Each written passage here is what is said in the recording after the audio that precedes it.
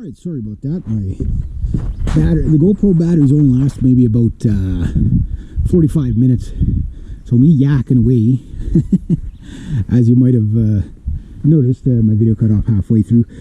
Plus it splices the videos about every 15 minutes or every 11 and a half minutes or 10 and a half minutes.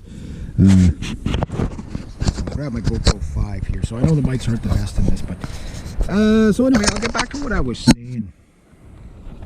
Okay, so you've got lots of options, okay, to get back into it. Now, what I would recommend, especially if you're getting back into it and whatever, just go buy a complete. I paid, I think, $250 for this back 10 years ago in 2014, and it was like my trick board. Yes, whenever I build a trick board, I'm going to have a very customized trick board. Whatever, I'll take my time. You could build a trick board between like 150 and a you know, sky's the limit kind of thing. You know, you can build a $500 trick board if you want. You can find boards used. There's lots of boards. I've seen cruisers for like $20 used. You'll spend more in gas probably going to get it. You know what I mean? But it's a good place to start. But if you buy new, buy the board, buy the wrench, buy some skateboard lubes and stuff like that. So I just did all the wheels, all that. Learn how to take care of your skateboard so that, you know, everything you know, stays in good condition. Like, again, I've had this board for 10 years. I don't ride it in the rain. It's nice having a board with nice graphics, but a board with nice graphics will not stay nice if you ride it in the rain. To give you an idea, this is where I always put my hand. You can see the sector 9 is like, you know, like the, you know, pretty much wiped out. Like this lightning bolt thing came down here and went up there, and that just from grabbing it like that all the time. I've worn it off, but it's still a beautiful board, whatever. But when you're older, you know, like you can get a trick board, but depending on where you're riding to, I live in the countryside, so I've got basically the highway to play on and a rink, but there is a ramp in the neighboring town. Now, there's a guy in the neighboring town by the name of Troy, and he actually makes skateboards, and but he makes skateboards, not longboards. And look at all that pollen coming down. My truck's yellow, my boat's yellow. Everything's yellow. All that pollen.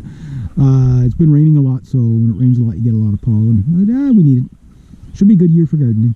But anyway, yeah, so depending on where you are, a longboard's kind of a no-brainer because you got the big wheels, you can go over rougher surfaces, you can play around, you can get different decks if you want to try tricks and stuff like that. Like the double enders, I like those. I do plan on getting one of those. They basically look like this, but they got two kicktails and drop-through trucks and stuff like that. And you know, like this is a drop-through truck, but it's like, you know, like it's top mount and it drops through. But you can get the ones with the kick here and the kick here, and a, you know, 10 foot wide. And kind of these boards are kind of like the ultimate board because you never snub your wheels because of the cutout. And they're wide, so you can go down, you can get a lot of speed on them without getting the wobble. They're low, so you can get a lot of wobble, but they're also low enough with a double kick you can do tricks on them.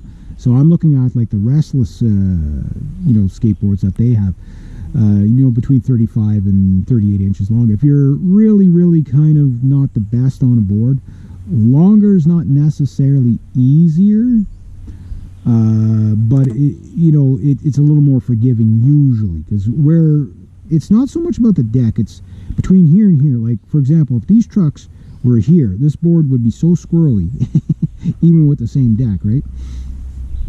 I would never try it myself, but, you know, like your axle to axle is like basically from your nut to your nut is how they, you know, they measure it, right? Well, I guess in this case, it'd be from here to here, right? So, so obviously wider, longer, lower is going to be easier to ride. But if you get good at it and you want to try stuff, there's people trying tricks, you know, like, you know, to cruise on boards that are this high, and there's people trying tricks on that and that don't work. Like a board that's really good at carving usually isn't the best at tricks because they're usually too high, right?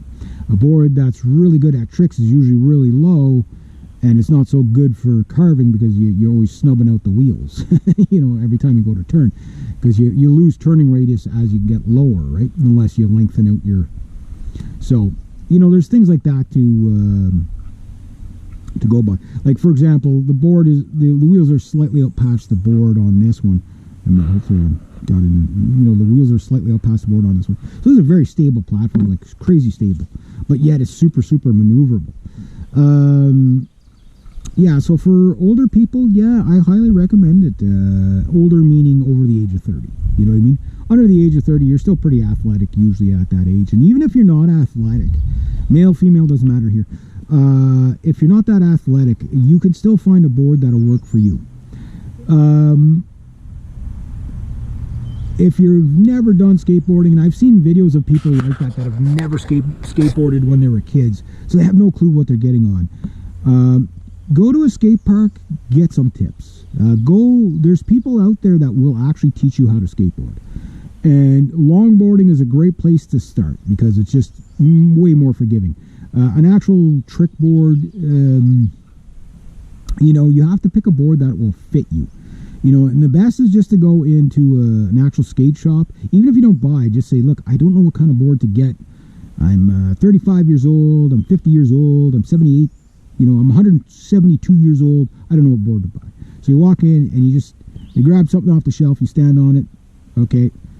Tell them, I don't know anything about a board and I don't want to wipe out in the store. So, okay, put, always, your lead foot first. Get on there. Okay, that feels kind of comfortable. Okay, no problem. Then maybe go take a lesson, or whatever. Go to a park or, get a kid to show you. Problem is kids have no patience to show, older people stuff. So keep that in mind, right? But they might show you, you might find somebody that's really patient and will show you how to get going. Do that.